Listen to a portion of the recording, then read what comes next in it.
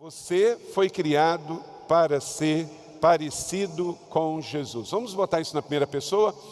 Eu fui criado para ser parecido com Jesus. A pergunta, durante a semana, com quem que você se parece? Você se parece com Jesus? Esse é o seu e o seu meu desafio. Quando a Keila falou o verso hoje pela manhã, não foi difícil decorar o verso. É apenas uma frase.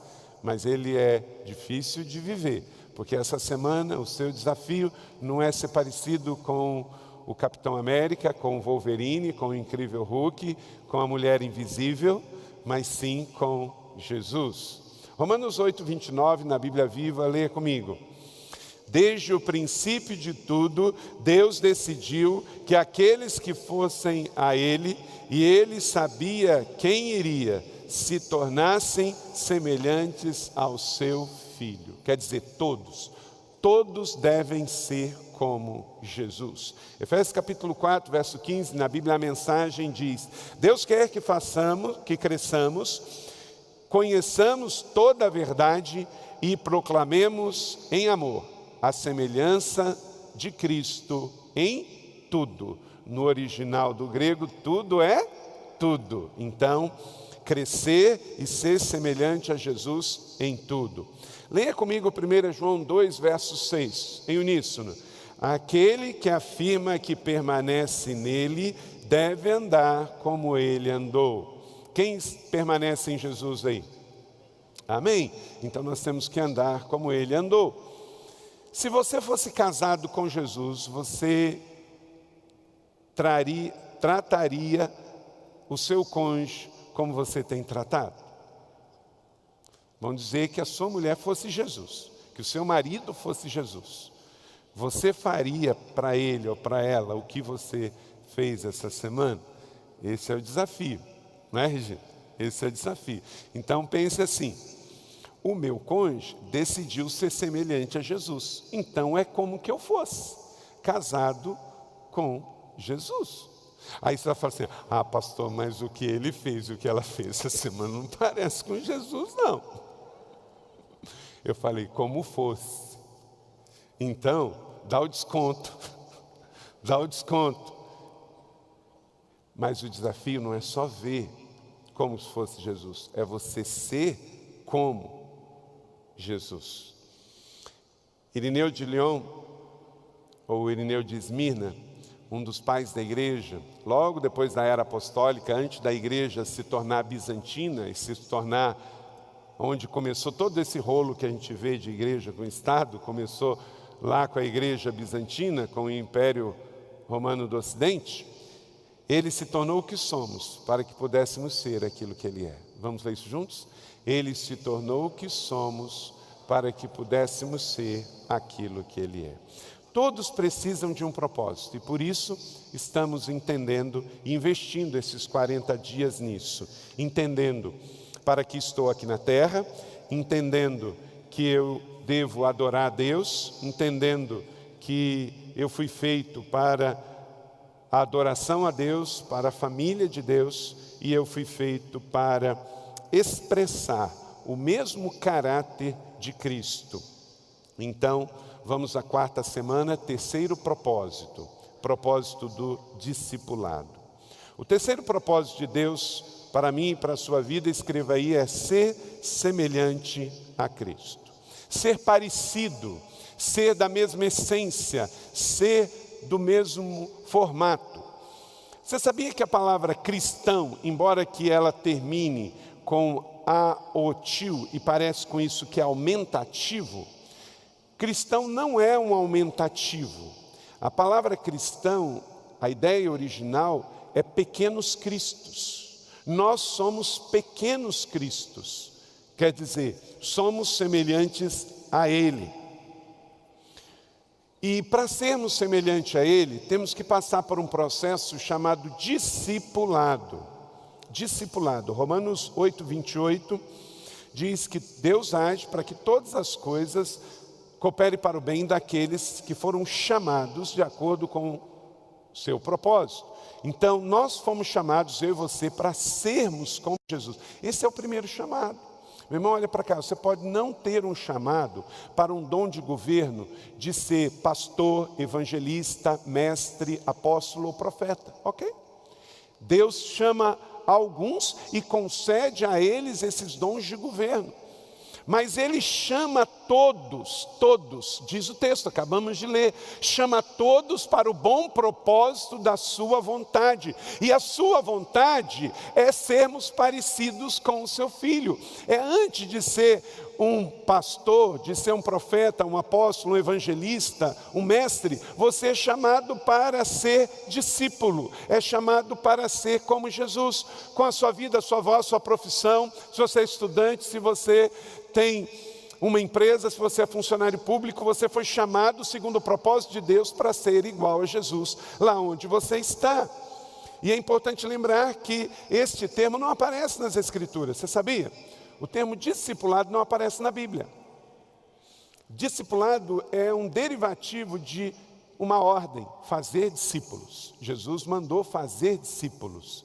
Ele não fazer discipulado, por quê? O que Jesus quer é o produto acabado e não o meio. Discipulado é o meio, é o processo. O produto final é um discípulo. Então eu e você somos chamados para ser como Jesus. E Jesus fez discípulos. E eu e você precisamos então fazer discípulos. O que Jesus quer não é o discipulado em si. O discipulado é o meio. É como o sermão. O sermão não é um fim em si mesmo. O que Deus quer são vidas transformadas. O sermão é o meio, é a metodologia. Discipulado é o meio, é a metodologia. O que queremos no final de um processo de discipulado é o quê? Gerar discípulos, gerar pessoas que sejam semelhantes a Cristo. Então é isso que é o nosso foco, fazer discípulos, em obediência a uma ordem. Leia comigo Mateus 28, 19. Lá na Galileia, depois de ressurreto, Jesus então reaparece aos seus discípulos e diz o quê? Portanto, vão e façam discípulos de todas as nações, batizando-os em nome do Pai, do Filho e do Espírito Santo. Então há uma ordem para a igreja, fazer discípulo de São José, do Brasil e de todas as nações. Fazer discípulo é a ordem de Deus para que este propósito, que é sermos semelhante a Cristo, aconteça. 2 Timóteo 1:1 fala-nos que nós temos que ter discípulos que estão sob o nosso cuidado. Veja Paulo falando. Paulo, apóstolo de Cristo Jesus, pela vontade de Deus, segundo a promessa da vida que está em Cristo Jesus. Quer dizer, o que eu sou, eu escrevo para que outros sejam. Então o discipulado acontece por meio de oração, visitas, textos, vida na vida, sentar junto, caminhar junto. Você não precisa estar dentro de uma sala para fazer discipulado. Você pode tomar um café com alguém que você está discipulando, fazer uma viagem, e você está então ali influenciando com Jesus que está dentro de você, passando para esta pessoa que é o seu discípulo. John Stott, já falecido, um grande pensador inglês, ele foi capelão da rainha da Inglaterra, anglicano de expressão cristã. O cristianismo não é primariamente um sistema ético, um sistema de ritual, um sistema social ou um sistema eclesiástico. Ele é uma pessoa, ele é Jesus Cristo. E ser um cristão é conhecer a Jesus, é segui-lo, é acreditar nele. Então, basicamente, o discipulado é fazer Jesus na vida das pessoas, é levar Jesus para as pessoas. E quando ele chega lá, ele se torna um discípulo. Jesus deseja que você tenha uma vida plena, cheia, satisfeita. Ontem, 80 irmãos terminaram o seu encontro satisfação, baseado em João 15, entendendo que há ali em João 15 um processo completo de vida plena de Jesus em nós, que é o discipulado. Convido você a abrir a sua Bíblia em João 10, de 1 a 21, escreva aí no seu esboço, não está aí os pontos, mas não está onde está baseado, escreva aí para você não perder depois, João 10, de 1 a 21.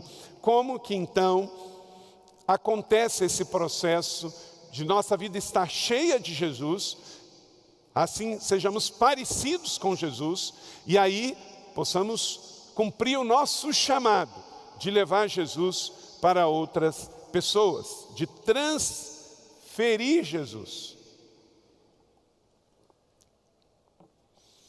Então, João capítulo 10, vou ler aí com você. Deixa sua Bíblia aberta em João 10, de 1 a 21. Eu lhes asseguro que aquele que não entra no aprisco das ovelhas pela porta, mas sobe por outro lugar, é ladrão e assaltante. Aquele que entra pela porta é o pastor das ovelhas. Amém? Deixa esse texto aberto e vamos então caminhar e vamos retirar daí os princípios para a nossa vida estar plena e satisfeita com o Senhor. Essa foi uma das maneiras de Jesus transferir vida para as pessoas comuns. Ele pega ensinos do dia a dia. Jesus não fala de coisas que não são conhecidas pelas pessoas do dia a dia. Ele sempre fala do cotidiano, do campo, da natureza, dos animais. Porque Jesus não queria impressionar, Jesus queria discipular. Jesus não queria chamar atenção para si, ele queria chamar atenção para a palavra, ele queria aplicar o conhecimento na vida das pessoas. Então Jesus, no dia a dia, por onde ele foi, para cumprir a vontade do Pai, ele fez discípulos. E nesse texto apresenta-se como bom pastor das ovelhas. E nos revela, através dessa metáfora, que ele realmente se importa com os seus discípulos, se importa comigo e com você. Fazendo uma referência profética a si mesmo, entrando pela porta de Jerusalém, ele diz: aquele que entra pela porta é pastor das ovelhas. Jesus fala acerca de si mesmo, porque ele era o bom pastor, e o bom pastor entrou pela porta de Jerusalém para dar a sua vida pelas suas ovelhas. Eu e você estamos aqui porque Jesus cumpriu a vontade do Pai, cumpriu o que foi profetizado pelo profeta Ezequiel, e ele entrou pela porta para morrer em nosso lugar. Foi julgado em Jerusalém, foi crucificado e morto. Vamos então ver através da palavra do próprio Jesus quais são os maiores desejos da sua vida para as nossas vidas. Para ser parecido com Jesus, em primeiro lugar, você precisa confiar plenamente nas suas intenções. Nunca duvide das intenções de Jesus sobre a sua vida. Meu irmão, nós estamos vivendo tempos onde o cristianismo e a fé cristã, contaminados pelo paganismo do mundo, tem se tornado um negócio para alguns. Meu irmão, eu não venho na igreja para receber uma bênção, eu já sou abençoado, porque Jesus já morreu na cruz pelos meus pecados. Quem tem Jesus tem tudo. Eu venho para a igreja para, junto com os meus irmãos, celebrar a vida de Jesus, celebrar o que eu já sou, o que eu já tenho. Eu sou filho, eu sou perdoado, eu sou amado, o meu nome está escrito no livro da vida. Amém, igreja?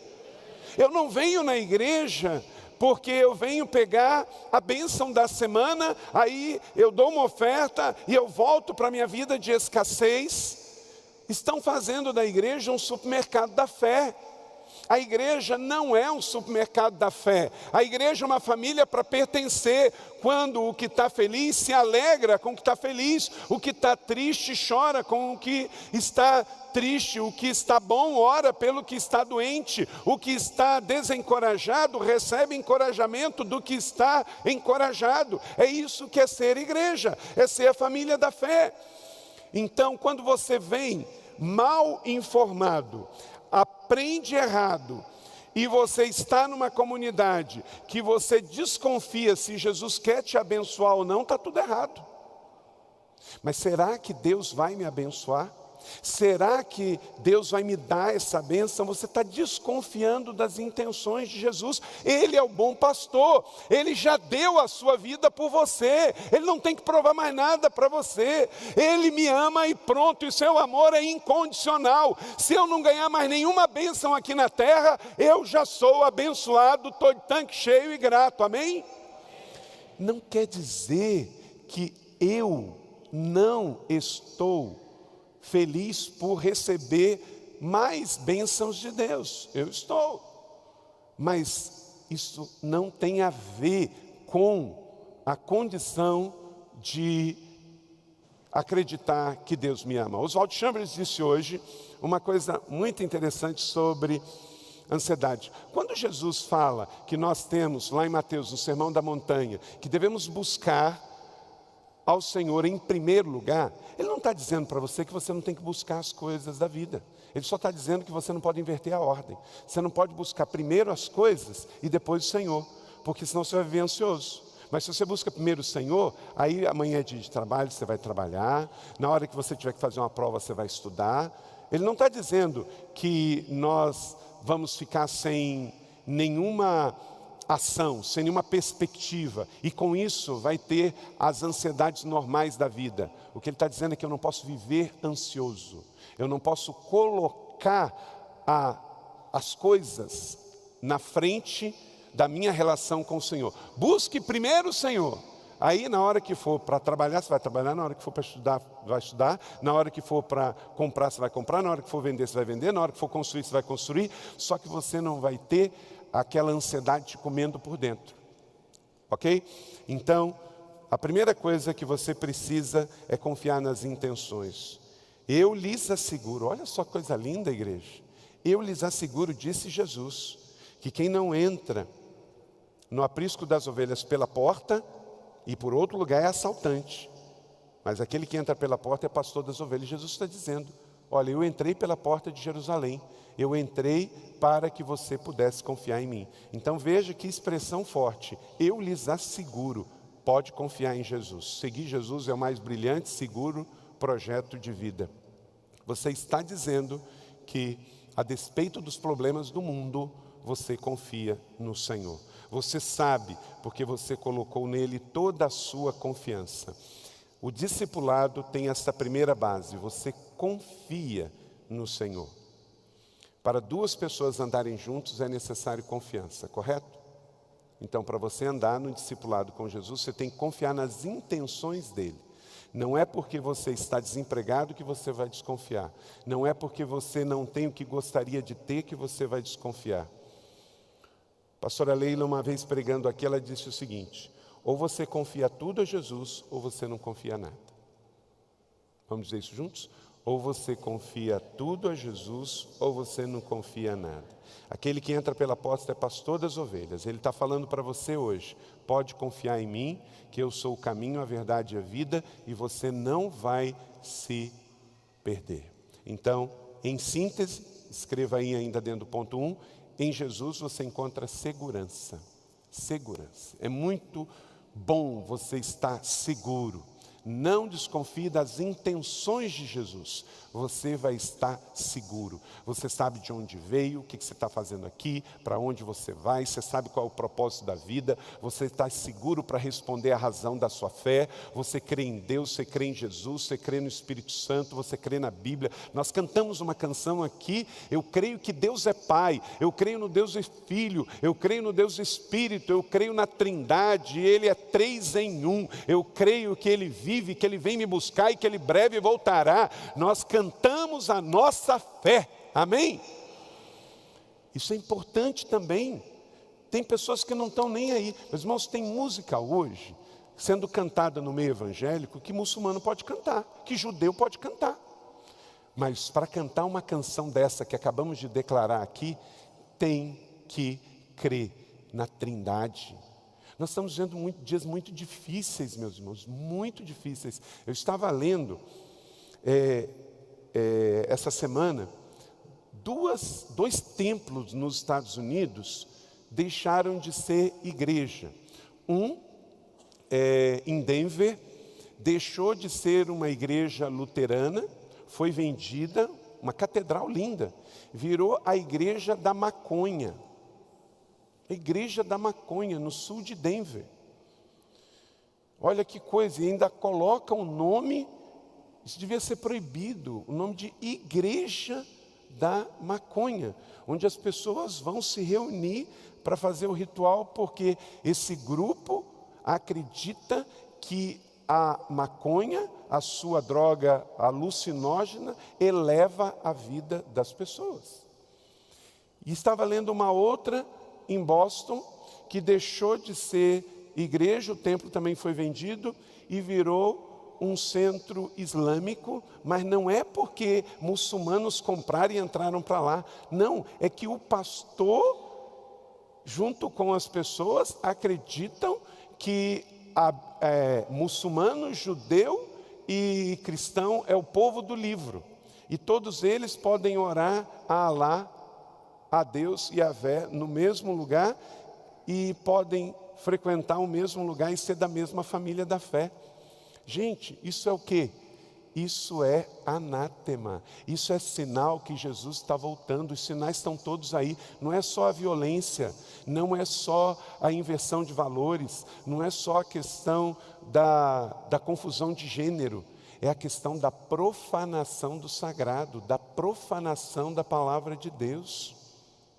Então, mais do que nunca, é tempo de nos apegarmos ao Senhor. Não desconfie dele, permaneça nele. Só Jesus é o caminho, a verdade e a vida. Amém, igreja? 2. Uma outra coisa muito importante, esperar pela passagem, pelas portas que ele abrirá. O discipulado nos leva a isso. Nós não queremos gerenciar, nós queremos estar seguros. Se eu confio nas suas intenções, eu não vou a lugar nenhum que o Senhor não me mandar ir, amém? Eu não vou gerenciar para ser parecido com Jesus. Além de crer nas suas intenções, que vai te gerar segurança, você precisa passar pelas portas que Ele abre. Passe por portas que Jesus passou e abriu para você, e não portas que você gerenciou. Veja aí o verso de número 3, a parte A. O porteiro abre-lhe a porta. Vamos dizer juntos? O porteiro abre-lhe a porta. Jesus abre as portas para a sua vida. A linguagem de portas era muito comum, porque naquele tempo as cidades, elas tinham portas e portões, elas eram muradas. As casas tinham também as suas portas. Então, quando Jesus usa esta expressão de portas, de portões, todo mundo entendia que era um lugar de passagem. Entenda então, só Jesus tem as chaves para a sua vida. Está escrito, o que Ele abre ninguém pode fechar, e o que Ele fecha ninguém pode abrir. Apocalipse 3:7. Nunca queira passar por uma porta que não foi aberta por Jesus, porque vai levar ao rolo, à perdição. Um servo pode ter possibilidades à sua frente, mas ele vai orar, ele vai jejuar, e ele vai passar pela porta que o Senhor orientar. Amém? Então, com Jesus, você encontra direção. Escreva aí direção. Porque você não desconfia das intenções de Jesus, você tem segurança. E porque você passa pelas portas que Jesus abriu, você tem direção. Você sabe para onde você está indo. Tem gente tão desesperada que a primeira porta que abre, ele passa. Só que essa primeira porta pode ser uma porta de rolo, de muita confusão. Está louco para casar, primeira porta para casar, casa. Está louco para arrumar um emprego. Qualquer emprego pode ser debaixo de tremenda corrupção, porque está desesperado. Você não pode passar por qualquer porta. Você tem que primeiro perguntar, Jesus passou por essa porta? Jesus passaria por essa porta? Porque para eu estar seguro, depois dessa porta, eu tenho que passar pelas portas que o meu porteiro abriu. 3. Para ser parecido com Jesus, além de confiar nas suas intenções, de passar pelas portas que Ele mesmo abre, você precisa ter um relacionamento pessoal com Ele. Um relacionamento pessoal, veja o verso de número 3, leia comigo todos juntos. O porteiro abre-lhe à porta, as ovelhas ouvem a sua voz, ele chama as suas ovelhas pelo nome e as leva para fora. Essa semana, um amigo meu lá de Brasília, pastor Wilber Batista, que vai estar pregando aqui na Conferência Inspire deste ano, ele tem gravado vídeos bem rurais. Ele é natural de Goiânia e ele sempre teve sítio. E ele gosta de gravar coisas da terra. E ele gravou um vídeo, talvez alguns viram, que ele chama as suas vaquinhas. E ele chama tó, tó, tó, tó, tó, e as vaquinhas vêm correndo, tão bonitinho. Quem viu esse vídeo? Alguns irmãos viram. Eu vou botar esse vídeo no Facebook da igreja hoje, você olha lá. E ele, então, traz esta relação. A ovelha, a vaca, ela conhece, ela pode discernir o som da voz do seu dono, daquele que o chama. Então, gente, nós somos ovelhas do bom pastor. Ele não precisa gritar, é só chamar que a gente vai ouvir, porque queremos ter um relacionamento pessoal com ele, amém? Então, ele chama as ovelhas pelo nome. Seguir a Jesus não é simplesmente seguir uma religião. É muito mais do que isso. É aceitar um relacionamento pessoal de amor com ele. É assumir um compromisso. É ter um relacionamento. Ontem eu estava falando aos jovens do Homem de Honra solteiro.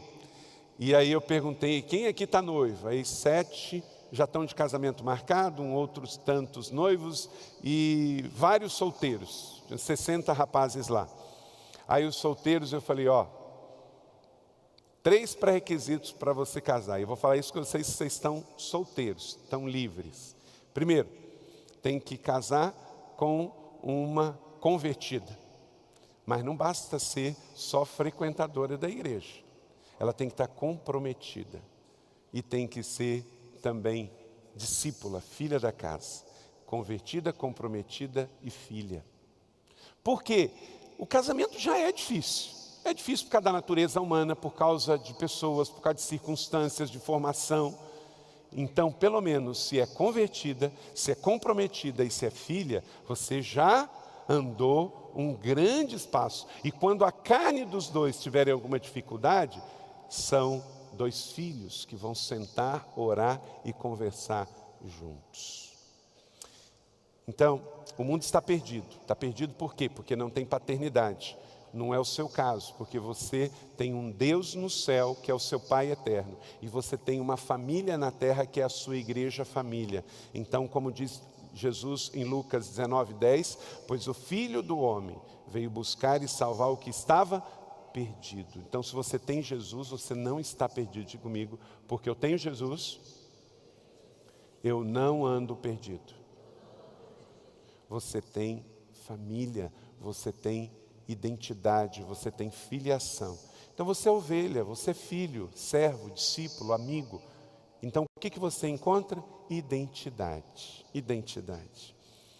Com Jesus eu encontro segurança, porque eu não desconfio das suas intenções. Com Jesus eu encontro direção, porque eu só vou passar pelas portas que Ele abrir.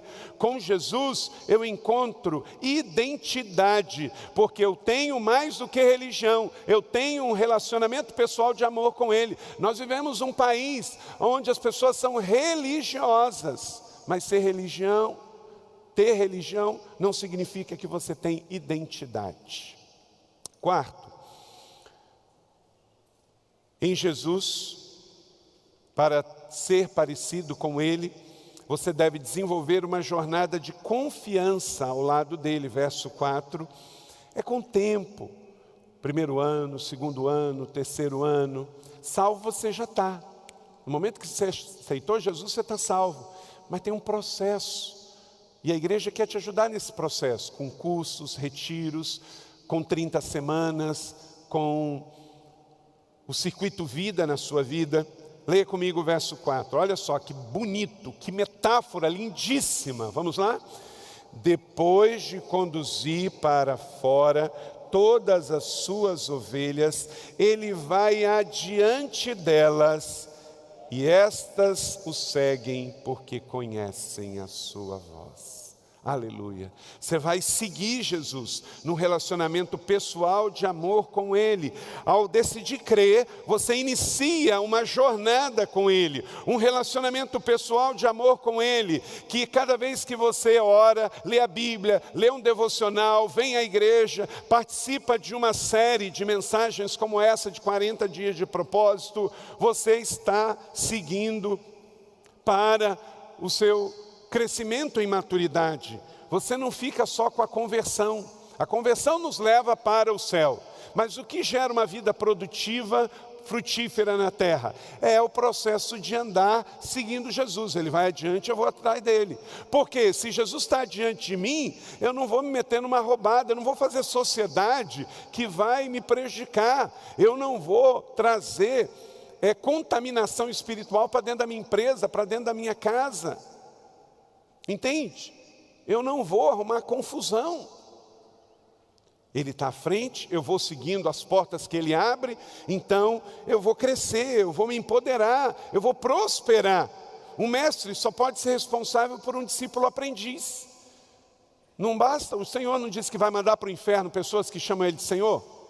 Vai, porque a única coisa que fez foi chamar Jesus de Senhor. Vir à igreja da cidade num domingo de manhã não te habilita para entrar no céu. Você pode estar aqui e chamar Jesus de Senhor. Se você não tiver o seu nome escrito no livro da vida, ter certeza de que Ele perdoou os seus pecados e que você é discípulo dEle e que Ele anda adiante, você vai atrás. Ele vai dizer no dia do juízo final, ou quando você morrer e for prestar conta: não te conheço. Meu Deus, meu Deus. O céu vai ser um lugar de grande surpresa. Quem se jurava que vai estar lá pode não estar, e quem se jurava que não vai estar, pode estar, porque só o Senhor vê o coração. Então, com Jesus adiante, olha só o verso 28, é uma promessa: eu lhes dou a vida eterna e jamais perecerão, ninguém as poderá arrancar da minha mão. Aleluia. Esse texto coloca aqui, irmão, se você veio de alguma igreja que acredita que uma vez salvo, tendo Jesus como Salvador e Senhor, e você se desviou da igreja, perdeu a salvação, esse texto coloca isso por terra. Uma vez salvo, salvo para sempre. Nós cremos na soberania de Deus, cremos na intervenção de Deus na história em nos buscar e salvar, e quando Ele entra na nossa vida, perdoa os nossos pecados, escreve o nosso nome no livro da vida, ninguém poderá arrancar, disse Jesus aqui no verso 28, jamais perecerão. Uma vez salvo, salvo para sempre. Diga isso comigo. Uma vez salvo, salvo para sempre. Se for salvo, mesmo que tenha um episódio de filho pródigo na sua vida, num momento vai voltar, vai se reconciliar antes de partir. Então isso o que faz, gente? Isso nos traz prosperidade. A gente crê, e depois de crer, a gente cresce. Crescer é prosperar. Meu irmão, esse ano você tem que estar melhor do que ano passado. Eu vou de glória em glória. Eu me converti, meu primeiro ano de vida cristã, meu segundo ano, agora eu conheço mais das Escrituras, eu conheço mais do Senhor, eu sei mais da palavra de Deus, eu sei o que devo, o que não devo fazer, porque eu estou crescendo, eu estou me empoderando, eu estou prosperando, eu estou aprendendo a orar no Espírito, eu estou aprendendo a viver a vida cristã. Meu irmão, você tem que crescer, amém? A igreja, ela nos ajuda a crescer, mas a decisão de crescer é sua. Se você só chegar na igreja uma vez por semana, chega, o culto está começando, sai antes do culto acabar, vai embora para uma vida que vai só cuidar das coisas deste mundo, você não vai crescer. É isso que o Chambres falou hoje, nesta manhã. É você não buscar o reino de Deus em primeiro lugar. As coisas só vão ser acrescentadas, segundo a promessa de Jesus, quem busca Ele em primeiro lugar. Você vai trabalhar, você vai estudar, que você seja o melhor aluno da sua classe, que você faça seu mestrado, seu doutorado. Glória a Deus, como a gente se alegra. Essa semana estava orando com o irmão Caleia, que mudou lá para Filadélfia, ganhou uma bolsa para fazer o seu doutorado. Louvado seja Deus, vai passar um ano lá. A gente se alegra. Pensa numa coisa que eu me alegro, um irmão crescendo, se desenvolvendo, quando ele diz, vou voltar a estudar, vou concluir a minha faculdade, vou fazer um mestrado, ganhei uma bolsa de estudos para um doutorado. Mas não se esqueça, antes disso, busque o Senhor em primeiro lugar, senão o que você pensa que é um instrumento de empoderamento pode ser um instrumento de desvio na sua vida. Prepare o seu filho para ir para a universidade. Tem pais que preparam um filho só para estudar. Aí ele passa na universidade. Aí chega, vai morar em outra cidade. Lá, como ele só aprendeu a estudar a matemática, a geografia, a ciência deste mundo, ele passa no vestibular. Mas ele vai para a faculdade órfão de pai. Ele vai para a universidade, para morar lá em São Carlos, de tanque vazio. Aí a primeira coisa é conhecer amizades, que ao invés dele influenciar, o influenciam. Aí experimenta a droga, experimenta o sexo antes do casamento. E aí o que era para ser uma bênção, que é a faculdade, que é o estudo, que é o empoderamento, se torna um problema. Meu irmão, deixa eu dizer uma coisa para você. Se você não tem segurança que o seu filho está preparado para ser enviado para a faculdade, deixe ele aqui. Passe mais um ano com ele aqui. E prepare o seu filho para a vida. Olha para cá, meu irmão. Pais que só preparam o seu filho para passar num vestibular é muito pouco, é muito pobre. Porque a vida não é um vestibular. A vida é uma oportunidade de Deus para a gente viver os seus propósitos. E ela é única, pessoal e temporal. Amém, igreja? Hoje, você mandar uma criança de 17 anos para um ambiente hostil, que os pais não deram exemplo, não deram ensino, não deram discipulado, não a ajudaram, você pode receber de volta um delinquente com um grau de bacharel em alguma coisa. Gente, olha os porões das universidades. Esses dias eu vi um porão da Universidade de Brasília. É uma cracolândia dentro do poder público federal. Vai dentro da USP. Um antro em muitos lugares. Prepare o seu filho para a vida. Prepare o seu filho mais do que para um vestibular. Discipule o seu filho. A igreja, ela é só parceira. O seu filho, ele prepara a vida em casa. O colégio inspira e ensina, mas quem educa tem que ser você. Não transfira o discipulado do seu filho para uma instituição, seja ela a mais bem intencionada possível, como é a igreja, como é o colégio. Mas a responsabilidade é sua. Você entendeu? Você está comigo? Entendeu o que eu estou falando? O Senhor te chama a uma vida de prosperidade. Ele quer que você cresça. Quinto, se você quer ser parecido com Jesus, para que você cresça, você deve ter esperança firmada nele. Verso 9 e 10. Eu sou a porta e quem entra por mim será o quê? Salvo. Entrará e sairá e encontrará o quê, igreja? Pastagens. O ladrão vem apenas roubar, matar e destruir, mas disse Jesus, eu vim para que tenham vida e a tenham plenamente. Tudo que precisa é passar pela porta. Tudo que precisa é passar por Jesus. Ele é a solução. Uma porta que conduz não a problemas, não a descaminhos, mas a pastos verdejantes. Passe pela porta que é Jesus. Olha a força desta metáfora, igreja. Num lugar onde só existia pedra e areia por todo lado, por todo lugar, Jesus promete pastos verdejantes. Gente, falar de pastos verdejantes em Israel, antes do projeto que eles têm de irrigação, que é uma promessa cumprida em Jeremias, que diz que o deserto florescerá, era quase uma miragem. Era oásis. Israel, se você vai com a gente lá até hoje, gente, é deserto até hoje. 75% do pequeno, minúsculo território de Israel é deserto. Imagina naquele tempo. Mas o Senhor diz, você que crê em mim, você vai passar pela porta, eu vou te conduzir, porque eu vou adiante, você vai atrás de mim, você vai fazer escolhas certas, decisões certas, abençoar a sua vida, a sua família, e eu vou te levar a uma vida próspera e frutífera, e você vai viver e desfrutar de pastos bem verdejantes. É o Salmo 23, a realidade disso, promessa do Senhor para nós. Nós acabamos de orar aqui, irmãos. Nossa esperança não está em Brasília, nossa esperança não está na ONU. Reafirmamos nesta manhã, ao orarmos e entregarmos e confiarmos a Deus, a nossa esperança está no Senhor que fez os céus e a terra. Amém? Então, é nele que está, escreva aí, a nossa salvação. Quem tem esperança no mundo vai ter pesadelo, mas quem tem a esperança firmada, focada nele, aí tem salvação. Eu sou o bom pastor, e o bom pastor dá a sua vida pelas suas ovelhas. Aleluia. Sexto e penúltimo. Você precisa, para ser parecido como Jesus, buscar um relacionamento de intimidade com Ele. Verso número 14, lê todos comigo. Eu sou o bom pastor, conheço as minhas ovelhas e elas me conhecem.